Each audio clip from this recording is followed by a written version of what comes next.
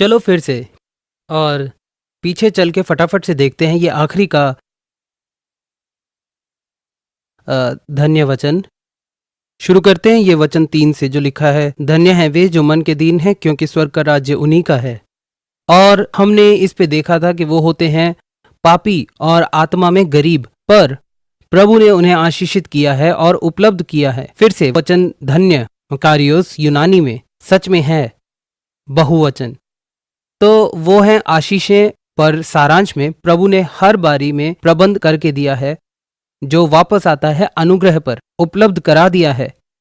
तुम जाके वो लेते नहीं जो प्रभु ने देना ही है। प्रभु को अचानक बनाना नहीं है, वो हो चुका है, चाहे वो है उद्धार। अगला है, धन्य है वे जो शोक करते हैं क्योंकि वे शांति पाएंगे। प्रभु की शांति पहले ही उपलब्ध है। धन्य है वे जो नम्र हैं क्योंकि वे पृथ्वी के अधिकारी होंगे। प्रभु ने आपके लिए विरासत तैयार की है। धन्य है वे जो धर्म के भूखे और प्यासे हैं क्योंकि वे तृप्त किए जाएंगे। प्रभु ने पहले से उपलब्ध करा दिया है अपनी संतुष्टि। जो भूखे और प्यासे हैं उनके लिए खाना मुहैया किया है। धन्य है वे जो दयावंत है क्योंकि उन पर दया की जाएगी। प्रभु के पास बहुतायत से दया है यदि आप खुद दया करने लगोगे। धन्य है वे जिनके मन शुद्ध हैं क्योंकि वे परमेश्वर को देखेंगे। प्रभु के पास प्रकाशन है हम सबके लिए यदि हम चलें उसकी पवित्रता में, और वो तो उससे ज्यादा देना चाहता है। धन्य हैं वे जो मेल करवाने वाले हैं क्योंकि वे परमेश्वर के पुत्र कहलाएंगे। हम आते हैं वचन 10 से 12 पर। ये हैं एक ही विचार। वो कहता है, धन्य हैं वे जो धर्म के कारण सताए जाते हैं क्योंकि स्वर्ग का राज्य उन्हीं का है। धन्य हो तुम, तुम्हारी निंदा करें और सताएं और झूठ बोल बोलकर तुम्हारी विरोध में सब प्रकार की बुरी बात कहें। आनंदित और मगन होना तुम्हारे लिए स्वर्ग में बड़ा फल है, इसलिए कि उन्होंने उन भविष्यद्वक्ताओं को इसी रीति से सताया था। मैं चाहता हूं कि तुम देखो प्रभु के वचन में कि तोहफा और प्रतिफल में फर्क है, और वो कहता है कि स्वर्ग बड़ा प्रतिफल है सहन करने के लिए। प्रतिफल तोहफों से अलग होते हैं। नया जन्म तोहफा है, चंगाई तोहफा है, इनमें है जैसे आत्मा का बपतिस्मा, वो भी है तोहफा। कई चीजें मसीहत में तोहफा, लेकिन प्रभु के पास प्रतिफल भी हैं, और तोहफा हमेशा जुड़े होते हैं शागिर्दी से, जो है प्रभु के पीछे चलना। कई चीजें आप अपने बच्चों को दे देते हो, वो हैं तोहफे, जैसे उनके सर के लिए घर, उनके सिर पे छत, खाना। और पता है जब तुम्हारे बच्चे जिद्दी बनते हैं, तुम उनके सिर से छत नहीं या मुंह से खाना नहीं निकालते, क्योंकि वो होगा बाल शोषण। ऐसा ही कुछ है प्रभु के साथ। कुछ चीजें हैं जो प्रभु हमें देता है और वो तो बस तोहफे हैं, पर ऐसे पुरस्कार आप बच्चों को देते हैं उनकी आज्ञाकारिता के लिए, और आपको प्रेम दिखाया, और भी ऐसी बातें कि तुम उनको देते हो पुरस्कार। जो तुम उनसे हटाते हो वो हैं उनके पुरस्कार जब वो जिद्दी बन जाते हैं। और प्रभु यहाँ कहता है कि मसीह जीवन में पुरस्कार है। ये मिलता है इब्रानियों में, जहां वो कहता है प्रभु एक प्रतिफल देने वाला है, वो अपने खोजने वालों को प्रतिफल देता है, और प्रभु के पास मसीहियों के लिए प्रतिफल है। और ऐसा नहीं कि प्रभु तुमसे ज्यादा किसी और से प्रेम करता है, वो सबसे बराबर प्रेम करता है, पर उसके पास प्रतिफल है उनके लिए जो सहते हैं और फिर भी उसके पीछे चलते हैं। ये हम वचन में पाते हैं जहां कहता है कि उसके पास बड़ा प्रतिफल है उनके लिए जो सताव को सह लेते हैं। तुम इसको भी लिख लो कि सताव की सहनशीलता यानी परिपक्वता की निशानी। आगे बढ़ने की सामर्थ्य ना तो परिस्थिति के कारण न दबाव से, परंतु वचन के द्वारा होती है। तो इसको सच में विस्तार में नहीं कह सकते, लेकिन सताव यानी आपकी तरक्की का मौका। देखो, सताव तुमको सामर्थी नहीं बनाता, ये तो एक कल्पना है, ठीक है, वरना वो तो शैतान है। सताव तो शैतान से आता है, ठीक है, लेकिन सताव तो एक मौका है तुम्हारे लिए सामर्थी बढ़ने का। देखो, कोई भी नाविक अनुभवी नहीं बन पाता शांत समुद्र में, वो तो तूफानों में महान नाविक बन पाता है। वो तो सताव और मुश्किल वक्त हैं जो शैतान लाता है कि तुम वचन को लेते हो और उन पे काम करते हो, जिसे सामर्थी बनते हो। विश्वास सुनने से और सुनना मसीह के वचन से आता है, पर एक और कहां से विश्वास आता है? विश्वास आता है अनुभव से। आप बार बार वक्त देते हो और एहसास होता है कि प्रभु ने तो बस कर दिया है। जैसे दाऊद कहता है, मैं लड़कपन से लेकर बुढ़ापे तक देखता आया हूं, कभी धर्मी को त्यागा हुआ और ना उसके वंश को टुकड़े मांगते देखा है। तो जिन वादों को परीक्षाओं के बीच तुम इस्तेमाल करते हो, वही बनाता है तुमको सामर्थी। देखो, अगर परीक्षक से मसीही सामर्थी होते तो हम सब हो चुके होते। फिर तो नहीं होती धुलाई, नष्ट होना, हार ना मानना। पर वो विश्वास जो आप परेशानी, प्रभु के पीछे चलने का आपका निर्णय आपके जीवन में लाता है एक बड़ी सामर्थ को। चलो याद करें यीशु ने क्या कहा। वो बोला, धन्य है वे जो धर्म के कारण सताए जाते हैं। इसे रेखांकित करो, धर्म के कारण। और इस वचन के इस भाग में वो ये कहता है कि हमें प्रभु के पीछे चलना है, हमें बुरा भला नहीं कहना। एक और वचन कहता है कि हमें दूसरा गाल फेरना है और हमें ये जानना है कि कब गाल फेरना है और कब नहीं फेरना है। मेरे पास मेरी कलीसिया में कुछ लोग आए, पता है, कुछ माएँ आई और बोली, मुझे लगता है उसको कराटे नहीं लेना चाहिए। मैंने कहा वो है धार्मिकता की स्थिति में। ये बिल्कुल ठीक है कि अपने बच्चों को आत्मरक्षा सिखाया जाए, इसीलिए तो हम पाप करते हैं, वरना आप कभी भी सेना में भी भर्ती नहीं होना चाहोगे कि देश के लिए लड़ो। और कुछ होते हैं विवेक विषय, पर बाइबल में विवेक विषय जैसा कुछ नहीं। तुम में से कुछ लड़ना नहीं चाहोगे, पर तुम्हें आदेश दिया है लड़ने के लिए कि देश की रक्षा करो, आदेश दिया है कि देश के लिए युद्ध लड़ो। ये तो है कोई देश जो आपके पास से आपकी चीजें लूट के ले जाना चाहता है खुद के लिए। जब कोई व्यक्ति तुम्हारे विरोध में आता है कि तुम प्रभु के वचन के लिए स्थिर हो, तुम उसका विरोध नहीं करते, वो प्रभु का काम होगा। प्रभु कहता है मैं ही बदला दूंगा, और जानना होगा कि कब उसको प्रभु के हाथ में सौंप के उसको छोड़ देना है। तो मुझे कोई परेशानी नहीं कि जवान बच्चे आत्मरक्षा सीखें। ये तो अच्छी बात है, प्रभु रक्षा करेगा, प्रभु निगाह रखेगा। मेरा मानना है कि ये अच्छा है कि जवान बच्चे सीखें इसको। तो फिर से, चाहे पुलिस में, चाहे सेना में, और पुलिस भी अर्धसैनिक में है, पर हम जान लें कि प्रभु ने नियुक्त किया है सेना, और नियुक्त किया है कि हम लड़ें। बल्कि विश्वास के सेवकों में से जो 11वें अध्याय में इब्रानियों में पता चलता है कि विश्वास के द्वारा हाबिल प्रभु के संग चला, हनोक प्रभु संग चला विश्वास द्वारा। देखो, नूह ने जहाज बनाया और मूसा ने सफर किया और अब्राहम ने अपना घर छोड़ा और दूसरे स्थान गया। और ऐसे अलग अलग वचन हैं विश्वास के बारे में। और जब अंत में पहुंचते हैं तो कहता है विश्वास ही के द्वारा वो लड़ाई में वीर निकले, विदेशियों की फौजों को मार भगाया और दुश्मनों को वश में करा। इसका मतलब अपने पैरों के नीचे किया। और वो कहता है युद्ध के बीच में प्रभु ने उनको दी बड़ी सामर्थ, प्रभु ने उनको दी बड़ी हिम्मत और ताकत, जिससे वो युद्ध को जीत सके। और मैं विश्वास करता हूं जब हम भेजते हैं सेना को, चाहे इराक में या अफगानिस्तान में, हमारे देश के लिए जाके लड़ें, हमें अपने मसीहियों को भी भेजना चाहिए। न केवल लड़ें पर प्रभु के वचन में भी रहें। तेरे निकट 1000 और तेरे दाहिने ओर 10,000 गिरेंगे, परंतु वह तेरे पास ना आएगा। तो मेरा मस्तक ऊंचा है और मेरा दिल वहां है जब वो देश की रक्षा कर रहे हैं और वो वचन से अलग नहीं कर रहे, जब वो अपने देश के लिए खड़े हैं।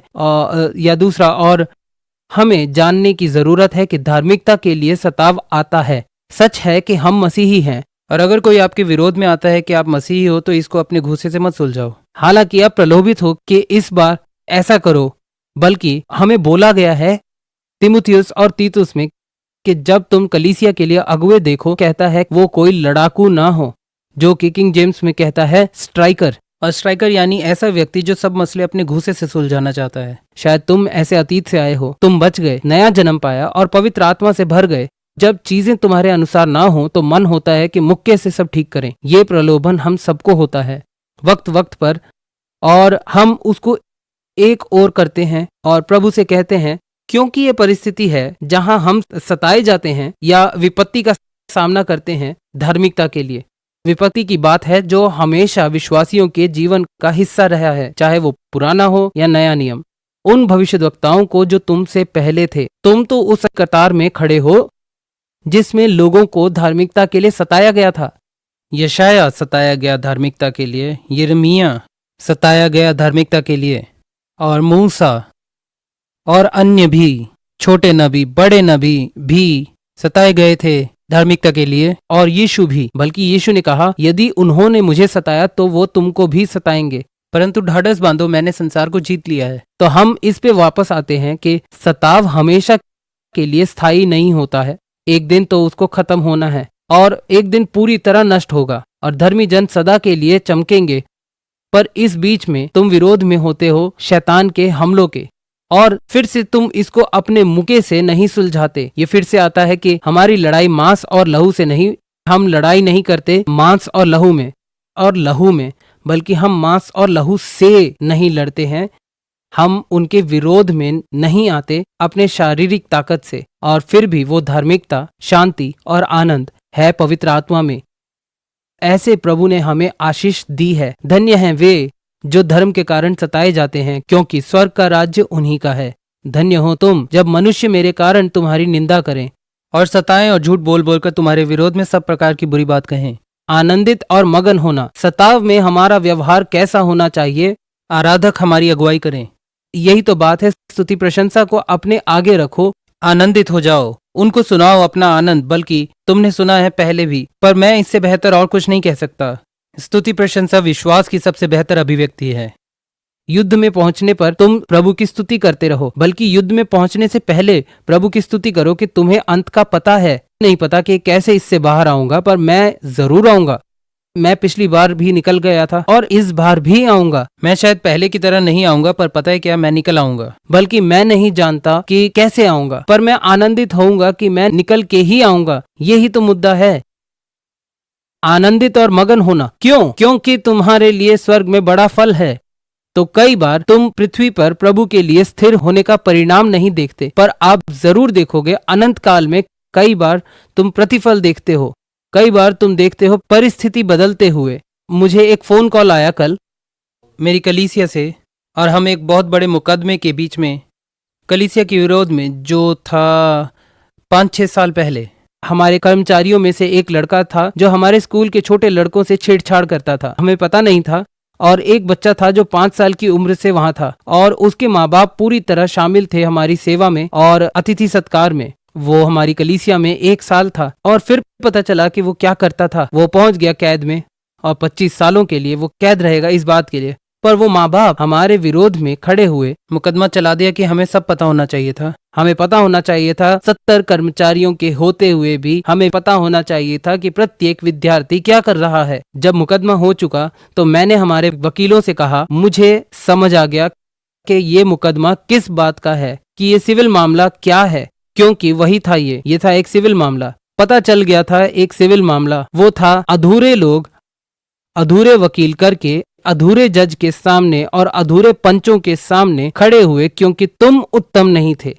तो वही तो वो लोग करते हैं, क्योंकि और वो वहां ले आते हैं, बोलते हैं, क्या तुमको ये पता है, जैसे हम तो सर्वज्ञानी प्रभु हैं कि हमें सब पता होना चाहिए। प्रभु आपको बताता है, और कई बार वो नहीं बताता है। तो क्या पवित्र आत्मा आपको नहीं बताता? हाँ, पर वो सब कुछ नहीं बताता। तो कहाँ होती है विश्वास की चाल अगर तुमको सब पता चल जाए? नहीं, कई बार पवित्र आत्मा आपको बताता है और कई बार वो नहीं बताता, ताकि आपके विश्वास की चाल बनी रहे। चाहे मुझे नहीं पता, मुझे पता है कि प्रभु मुझे इसमें से बाहर निकालेगा।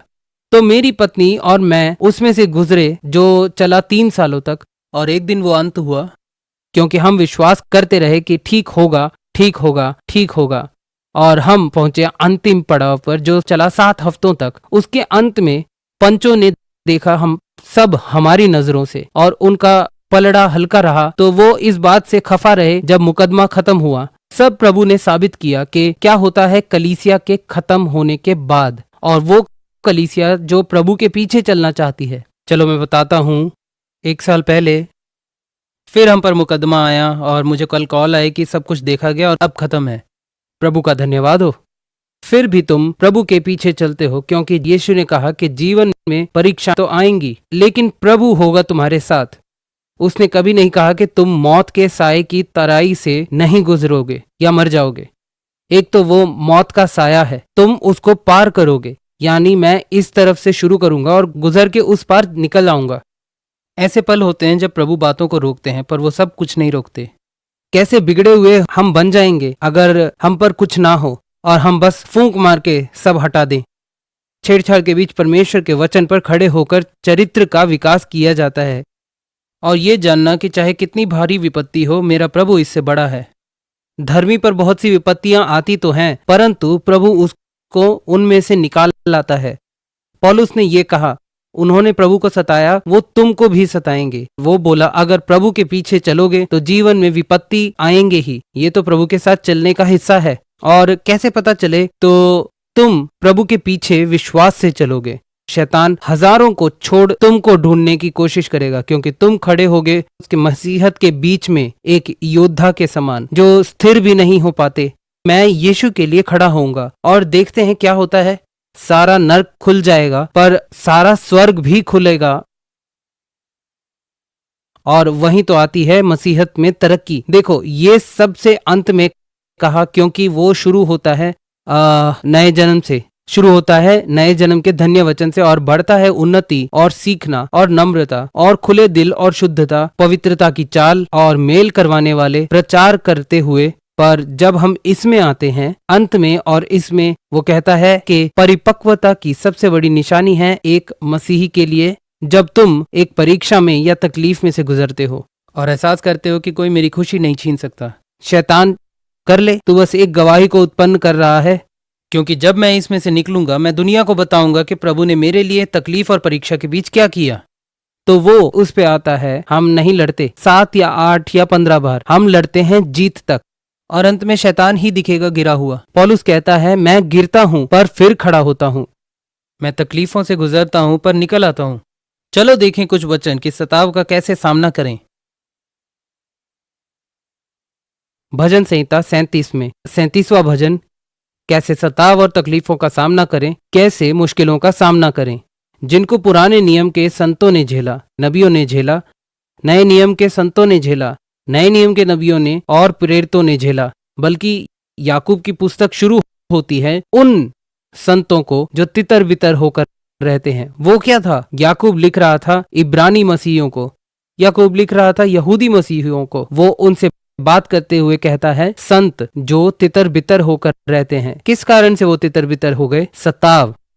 और क्योंकि सताव आया रोमियों से, और सताव आया फरीसियों से और सनेड्रिन से, उसी के कारण वो तितर बितर होकर रहते थे। ये अच्छा ही हुआ था।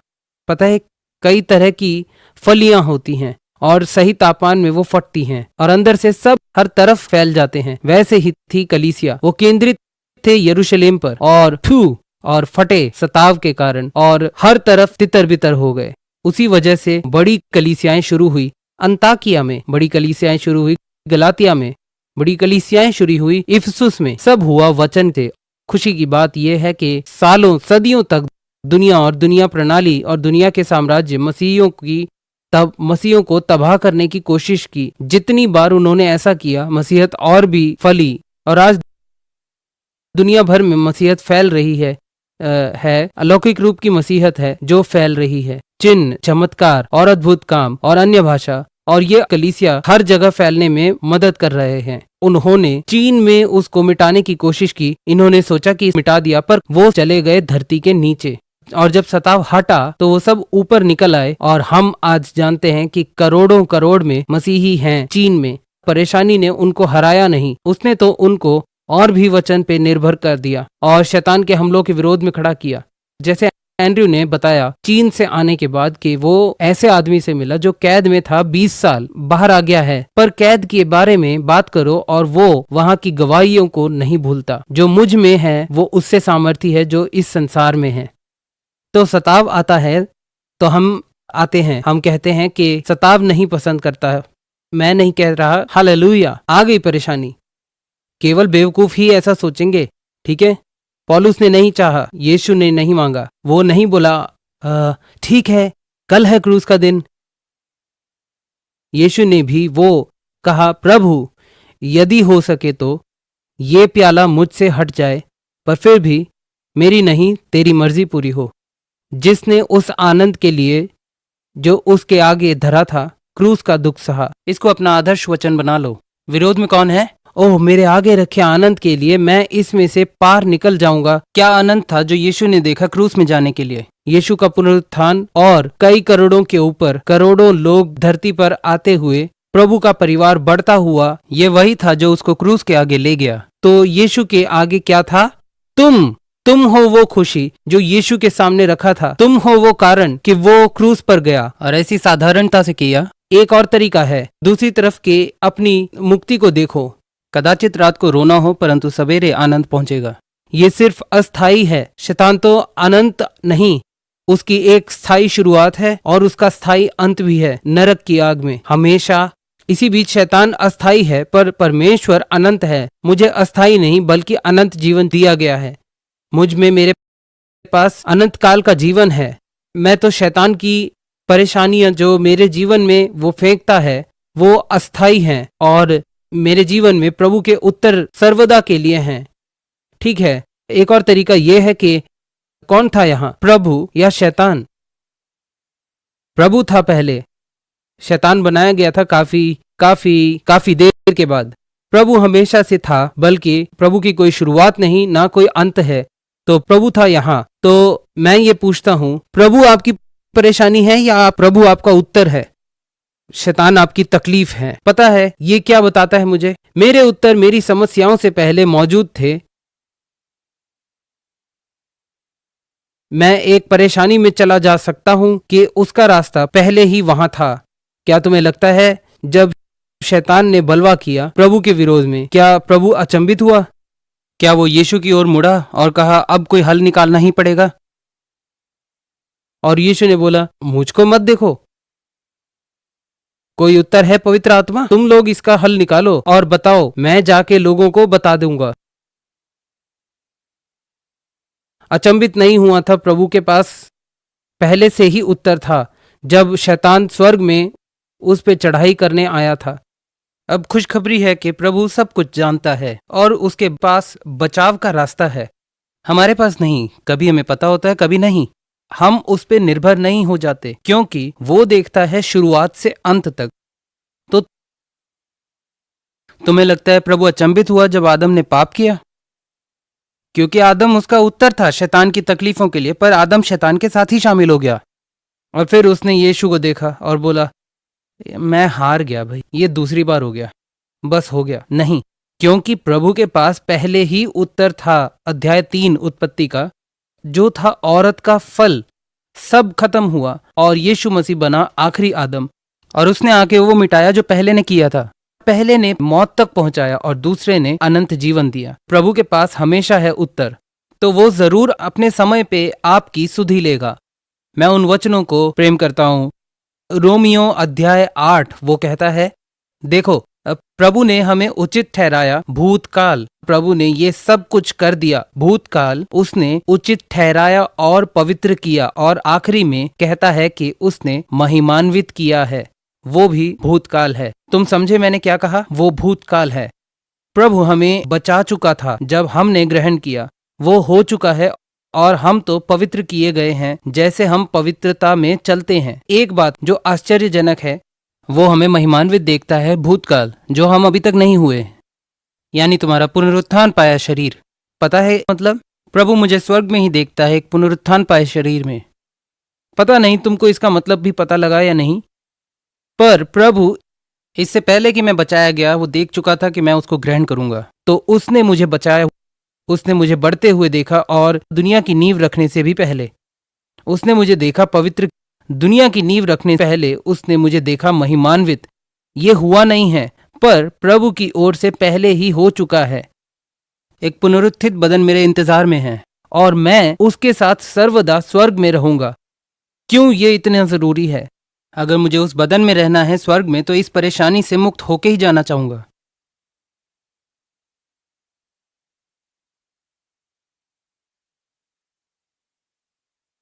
और मैं अगले वाले से भी निकल जाऊंगा, और उससे अगला भी, और उससे अगला भी, और कुछ नहीं आएगा हमारे बीच में, क्योंकि प्रभु ने मुझे देखा है और मेरी ओर देख के कहता है कि मैं तुझे करोड़ों साल बाद स्वर्ग में पुनरुत्थित बदन में देखता हूं। और स्वर्गदूत भी आसपास आनंद मनाते होंगे, और शैतान होगा नर्क में आग की झील में हमेशा के लिए, और तू और मैं आनंद के पल मनाएंगे पूरे ब्रह्मांड में। Oh hallelujah. मैं आज न्यूज़ देख रहा था और कहते कि नासा ने कहीं और कोई जीवन को खोज निकाला है। वो निश्चित नहीं, वो बोले कि उन्होंने तारों को गिन लिया है। मैं तो सोचता हूं कि शायद ज्यादा भी होंगे, पर उन्होंने मुझे बताया कितने हैं, 300 सेक्सटिलियंस। मुझे ट्रिलियन भी नहीं पता, सेक्सटिलियन की बात ही छोड़ दो। और वो था 300 और उसके पीछे 26 जीरो के इतने तारे हैं वहां। शायद वो बाद में कहें वैसे इनसे भी ज्यादा हैं। पता है बाहर ब्रह्मांड क्यों है? मेरे और आपके लिए। उसने ब्रह्मांड क्यों बनाया? हमारे लिए। और वो हमारा होगा जब हम अपने पुनरुत्थित बदन में होंगे एक दिन। आप और मैं ब्रह्मांड के किसी भी कोने का सफर कर सकेंगे और देखेंगे वो ग्रह जो कितने अद्भुत हैं। और हम रोशनी की रफ्तार में नहीं चलेंगे क्योंकि उससे तो करोड़ों साल लगेंगे पहुंचने में। हम सोच की रफ्तार से चलेंगे, सोचेंगे और पहुंच जाएंगे, सोचेंगे और पहुंच जाएंगे। वो हमें एक मैदान जैसा हमेशा और हमेशा और हमेशा के लिए, क्योंकि पुनरुत्थान के बाद तुम्हें ऑक्सीजन नहीं चाहिए सांस लेने के लिए। यीशु मर के जीवित हुआ और बाहरी अंतरिक्ष में गया और स्वर्ग में चला गया और जाके बैठ गया। और मैं भी ऐसा ही बदन पाऊंगा यीशु मसीह के दूसरे आगमन पर। मैं क्यों ये सब भविष्य की बातें कर रहा हूं? अगर प्रभु के पास ये सारी योजनाएं हैं, अस्थाई परेशानियां क्यों हैं? अस्थाई सताव से क्यों गुजरना है? अस्थाई बातें जो लोग कह रहे हैं तुम्हारे बारे में, अस्थाई गप्पे जो कर रहे हैं तुम्हारे बारे में, अस्थाई झूठ जो कह रहे हैं तुम्हारे बारे में, तुम बस थामे रहो और प्रभु तुमको निकाल लाएगा। उसके पास एक योजना है तुम्हारे जीवन के लिए। मैं सोचता हूं जब इस्राएली लोग बियाबान में निकल आए थे और वो बोले मूसा से, वो बोले हमारे पास पानी नहीं है मूसा, ये तेरी गलती है, ये तेरी गलती है। कैसे? तू हमें लेके आया यहां, तूने लाल सागर को 2 भाग किया और हमें ले आए यहां। मूसा कुछ यूं सोचा होगा, मेरे ख्याल से वो तो था प्रभु। सब ऐसे बोलने लगे। हमें पता चल गया प्रभु की योजना क्या है। क्या है? प्रभु हमें ले आया 10 महामारियों, लाल सागर और यहां पहुंचाया कि यहीं मार दे हमको। यही है उसकी योजना, यहीं मार देगा हमको। हमें पता चल गया है हम यहां मरेंगे, हमारे बच्चे यहां मरेंगे, हम यहां मरेंगे, हमारे मवेशी यहां मरेंगे प्यास से, हम सब मरेंगे। काश हम वहीं होते जहां अदरक, प्याज और खीरे थे कि हम कुछ खा पाते। वो तो सब कुछ भूल चुके थे, पर उनको याद नहीं कोड़े, उनको याद नहीं सताव, दुख, मौत, अब याद नहीं कि इमारत बनाई बिना भूसे के। वो सब उनके दिमाग से निकल गया था। अब बस याद थे खीरे और अदरक। और यहां आके एहसास कर रहे हैं कि प्रभु हमें यहां मारने के लिए ले आया है। तुम भी ऐसा ही सोचते हो जब तुम्हारे पास धन नहीं होता किराया देने के लिए। मैं तो मर जाऊंगा यहां कोलोराडो स्प्रिंग्स में, मैं क्या करूंगा? तुम इतने चतुर हो कि तुमने प्रभु की योजना को दुनिया के नींव रखने से पहले भांप लिया। उसने तुम्हें नया जन्म दिया, आत्मा से भरा, अपना वचन दिया कि तुमको वो यहां लेके आए और मार डाले।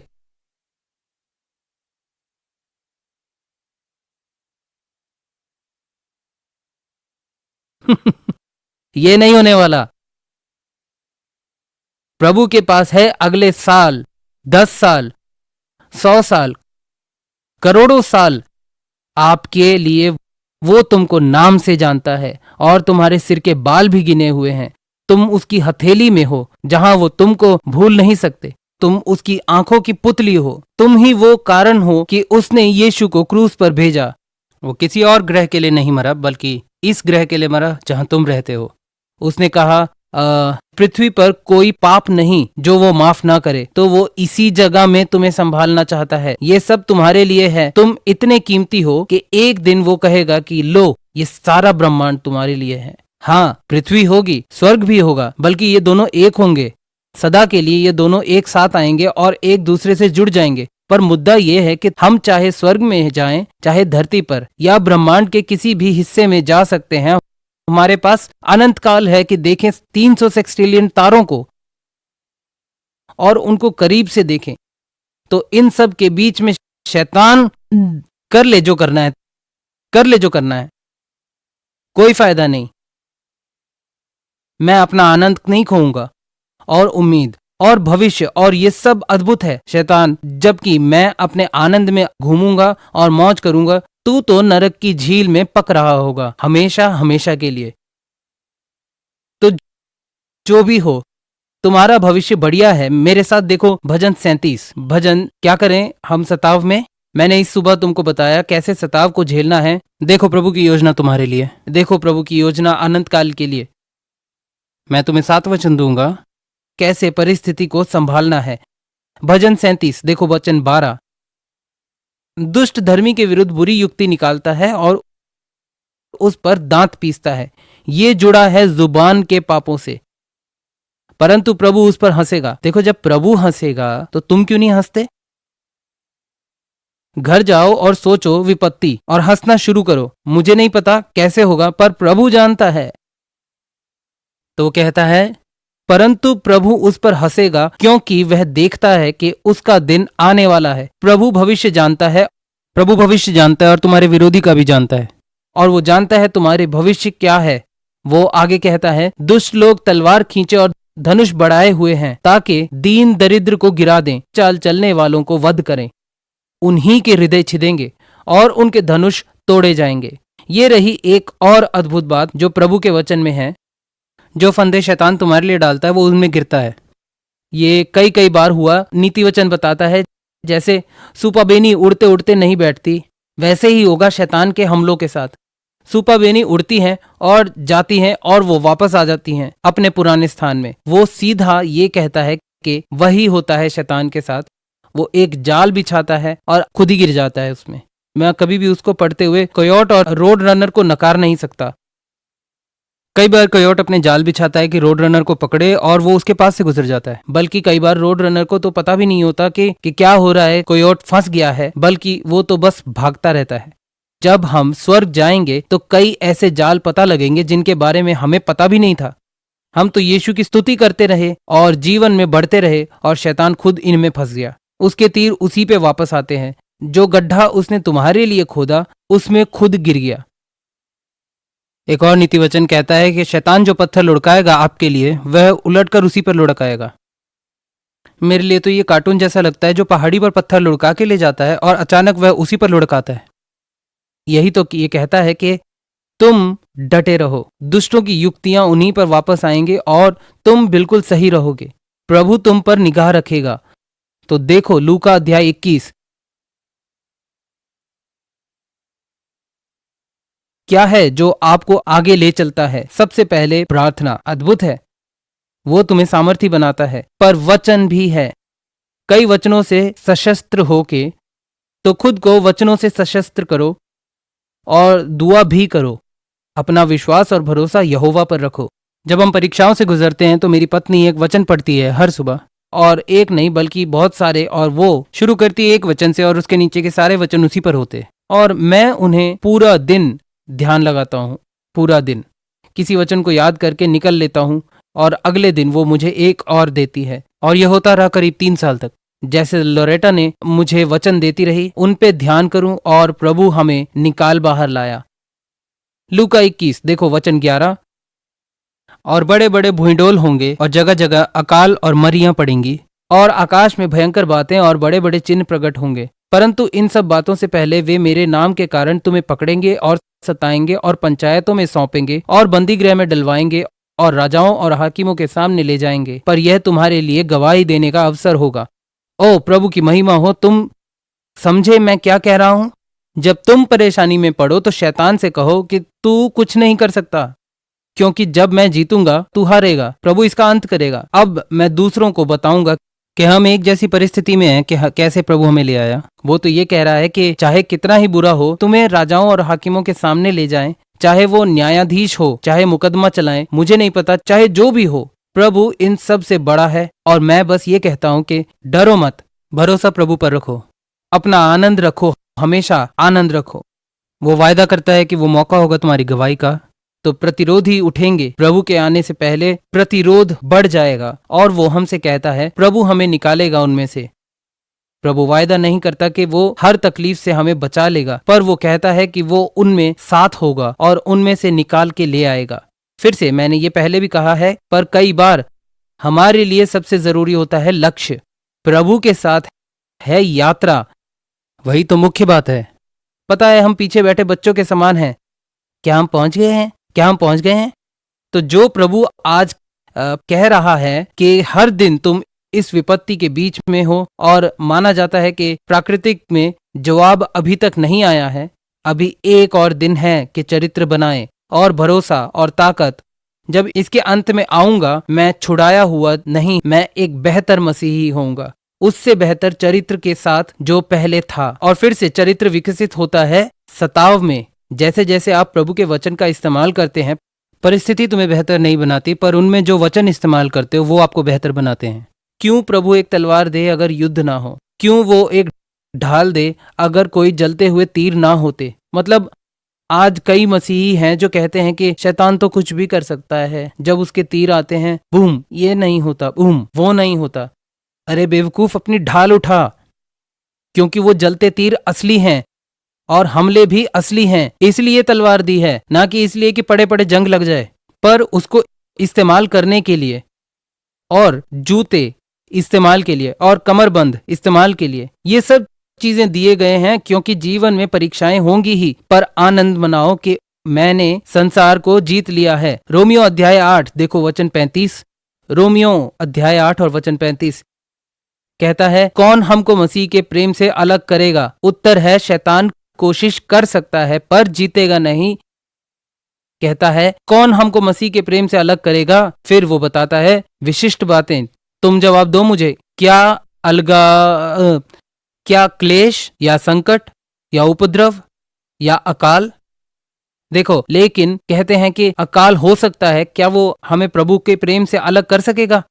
या नंगाई या जोखिम या तलवार? वो है युद्ध नहीं। नहीं, जैसा लिखा है कि तेरे लिए हम दिन भर घात किए जाते हैं, हम वध होने वाली भेड़ों की नाई गिने गए हैं। ये वचन नहीं कहता हम पूरा दिन मारे जाते हैं, ये नहीं कहता हम भेड़ों की तरह वध किए जाते हैं, ये कहता है हम गिने गए हैं, वध होने वाली भेड़ों की नाई। कोई तो मेरी ओर देख रहा है, एक मूढ़ भेड़ की तरह देखता है जिसको वो जब चाहे मार सकता है। वो ऐसे है जैसे देखो भेड़िया, जैसे कार्टून्स में होता है कि पहाड़ी पर आता है और सारी भेड़ों को देखता है और भेड़ों को देख के उनको खड़े खड़े पकते हुए देखता है। ऐसे ही शैतान देखता है तुमको, वो तुमको आसान शिकार समझता है। हम वध होने वाली भेड़ों की नाई गिने गए हैं। मुझे अगला शब्द पसंद है, नहीं नहीं। इन सब बातों में हम उसके द्वारा जिसने हमसे प्रेम किया है जयवंत से भी बढ़कर हैं। और जिस वक्त शैतान उस बड़े भेड़िए जैसे आता है, उस बड़े कयोट जैसे, मुझे एक चरते हुए भेड़ जैसे देख के, प्रभु के बच्चे जैसे सोच के, वध होने वाली भेड़ों की नाई, मुझे ये सोचकर कि कोई भेड़ हूं जिसको वो भून सकता है, और जब मुझ तक आता है वो पाता है भेड़ों के लिए यीशु, भेड़ों की रखवाली वाला कुत्ता, पवित्र आत्मा।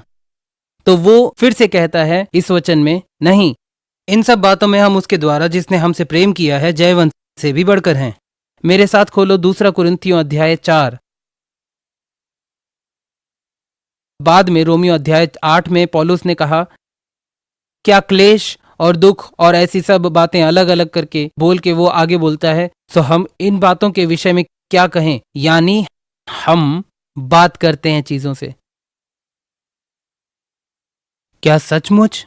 हाँ, यही तो यीशु ने कहा, पेड़ों से कहो, परेशानियों से कहो, पहाड़ से कहो। और पौलुस कहता है, सो हम इन बातों के विषय में क्या कहें? कौन सी बातें? खाने की कमी, कपड़ों की कमी, जीवन में संकट, उपद्रव, क्या हम कहें? सो हम इन बातों के विषय में क्या कहें? विषयों, यदि परमेश्वर मेरी ओर है तो तुम मेरे विरोध में नहीं हो सकते। बस 2 कुरिन्थियों अध्याय 4 देखो वचन 8। हम चारों ओर से क्लेश तो भोगते हैं पर संकट में नहीं पड़ते। ये होना चाहिए स्वभाव।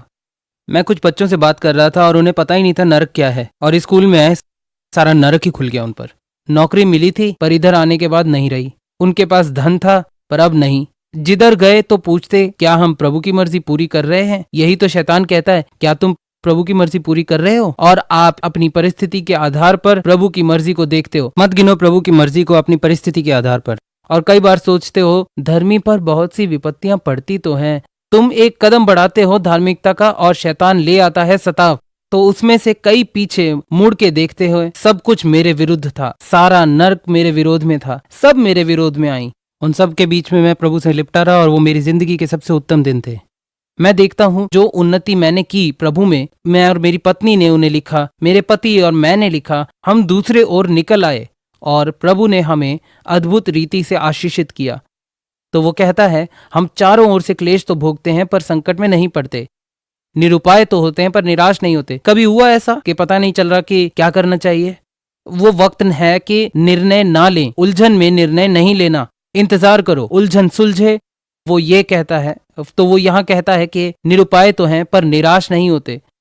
कई बार मैं निरुपाय तो हुआ, नहीं पता था कि क्या करूं, पर प्रभु तो उत्तर देने वाला था। मैं बस डटा रहूंगा क्योंकि प्रभु निकाल ले आएगा, क्योंकि उसने हमेशा मुझे निकाला है। और फिर वो कहता है सताए तो जाते हैं पर त्यागे नहीं जाते, गिराए तो जाते हैं पर नाश नहीं होते। उसी अध्याय में आगे देखो वचन 17, उसी अध्याय में वो कहता है क्योंकि हमारा पल भर का हल्का सा क्लेश। मैं जानता हूं तुम बोलोगे तुम पागल हो गए हो क्या? हल्का सा क्लेश? तुमको तो अंदाजा नहीं है क्या हालत है मेरी आर्थिक रीति से। तुम कह रहे हो पल भर का, पर ये 2 साल से चल रहा है। वो तुम्हें अनंत काल की नजरों से देख रहा है। पता है ये कोई बड़ी परीक्षा नहीं है, ये तो हल्का सा क्लेश है उसके बदले जो आप पापी की तरह थे शैतान के राज्य में, अंधकार के राज्य में। प्रभु तुम्हें ले आया, दिया अनंत जीवन, अपनी संतान बनाया, शैतान के राज्य से लाके प्रभु के राज्य में डाला। ये सब कुछ तो सबसे महान चमत्कार है, और ये उनसे कैसे बुरा हो सकता है? यदि परमेश्वर तुम्हें नए जन्म से लेके आया, और लेके आया मौत से जीवन में और अंधकार से रोशनी में, वो जरूर तुम्हारे धन की तंगी से तुमको संभालेगा जिसमें तुम अब हो। हल्का सा क्लेश है। और देखो अगली पंक्ति तुम्हारे लिए है, हाँ तुम्हारे लिए काम करता है। ये हमारे लिए बहुत ही महत्वपूर्ण और अनंत महिमा उत्पन्न करता जाता है। जब तुम परमेश्वर के साथ चलते हो तो तुम्हारी परेशानियां तुम्हारे लिए काम करने लगती हैं, और तभी तुम अपने उत्तमता में आते हो। प्रभु ये तो बस ये बदलने वाली है, ये कुछ और कर नहीं सकती क्योंकि वो प्रभु है। जैसे उसने यीशु की परेशानियां और पुराने नियम की परेशानियां देखी और पौलुस की परेशानियों को देखा, तो मेरी तकलीफें क्या हैं? उन तुम्हारी परेशानी बड़ी होंगी, पर बाइबल में देखो और तुम्हें पता लगेगा कि उस व्यक्ति की बड़ी परेशानी तुम्हारी से बड़ी है। तुम्हें तो अभी अभी किसी मछली ने निगला भी नहीं।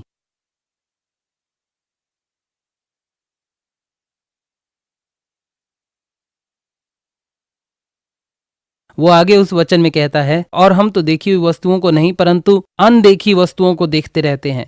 उन पे ध्यान लगाओ जो देखी नहीं जा सकती। तुम्हारी परेशानी है, परीक्षाएं, तुम्हारा धन, वही हैं जो आंखों से दिखती हैं, उनको हटाओ। परंतु अनदेखी वस्तुओं को देखते, यानी प्रभु का वचन तुम्हारा छुटकारा, तुम्हारा विश्वास। क्योंकि देखी हुई वस्तुएं यानी तुम्हारी परेशानियां थोड़े ही दिन की हैं, परंतु अनदेखी वस्तुएं यानी प्रभु का वचन और उसका छुटकारा सदा बनी रहती हैं। मैं एक बार खबर देख रहा था जेल के दंगे के बारे में, और उस दंगे में और बात कर रहे थे और दिखा रहे थे उधर की तस्वीरें, और एक कैमरा उनके फोकस में था और वो कैमरा केंद्रित था वो बात कर रहे थे जेल दंगे के बारे में, और दिख रहा था सिर्फ श्रृंखला जुड़ा हुआ बाड़ा। बातें कर रहे थे और कैमरा का केंद्र बदल गया और जमीन हिलने लगी। और पता नहीं आपने देखा है कि नहीं पहले, पर वो बाड़ा बिल्कुल गायब हो गया और उसके पीछे का कारागार जो था वो ठीक से दिख रहा था। आप जेल नहीं देख सकते अगर आप बाड़े को देख रहे हो। मैं कह रहा हूं कि हमारी परेशानियां नहीं हटेंगी, बस उन पे ध्यान देना बंद करो और उसको देखो जो दिखता नहीं। ध्यान दो उन वायदों पर जो वो कहता है कि आपके द्वारा ले आएगा। 2 और वचन में से याकूब अध्याय 1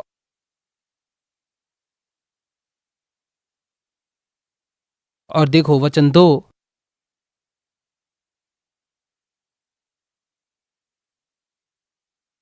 याकूब अध्याय 1 वचन 2, हे मेरे भाइयों गिर पड़ो। क्या ऐसे ही कहता है? नहीं वो कहता है हे मेरे भाइयों और बहनें भी। तो इसको पूरे क्या आनंद की बात समझो जब तुम नाना प्रकार की परीक्षाओं में पढ़ो, यह जानकर कैसे तुम आनंद पाते हो। जानने से आनंद आता है, जानने से आनंद कोई एहसास नहीं, आनंद आता है ज्ञान से। जो तुम जानते हो लाता है आनंद। भाइयों जब तुम नाना प्रकार की परीक्षाओं में पढ़ो तो इसको पूरे आनंद की बात समझो, यह जानकर कि तुम्हारे विश्वास के परखे जाने से धीरज उत्पन्न होता है। क्या होने वाला है अभी, अब ये हो जाए या वो हो जाए, क्या होता है जब तुम प्रभु के साथ चलो और परीक्षाओं के बीच में आनंद मनाओ? एक दिन आता है कि पता है क्या, अगर आज से 100 साल बाद भी मुझे खड़ा होना पड़ता प्रभु के लिए, मैं वचन पर ही खड़ा होता। मैं पीछे नहीं हटूंगा। मैं प्रभु से प्रेम करता हूँ और ये परीक्षा मुझे हरा नहीं सकती है, मैं इसको हराऊंगा। आखिर में देखो नीचे वचन 12, धन्य है वह मनुष्य जो परीक्षा में स्थिर रहता है, क्योंकि वह खरा निकलकर जीवन का मुकुट पाएगा। ये रहा प्रतिफल जो कहा उसने कहा, स्वर्ग में बड़ा फल है, जीवन का वह मुकुट पाएगा जिसकी प्रतिज्ञा प्रभु ने की उनसे। तो हमारे मसीह जीवन का सार क्या है? तुम उस पे भरोसा कर सकते हो और परीक्षा तो आएगी, छुटकारा भी आएगा ही। अब बोलो, हाँ मुझे लगता है मैं क्रूसित हो रहा हूँ, मेरे हथेलियों से कीलें पार हो रही हैं। तुम आनंद मना सकते हो। क्यों? क्योंकि क्रूसित होने का दूसरा हिस्सा है पुनरुत्थान। आमीन।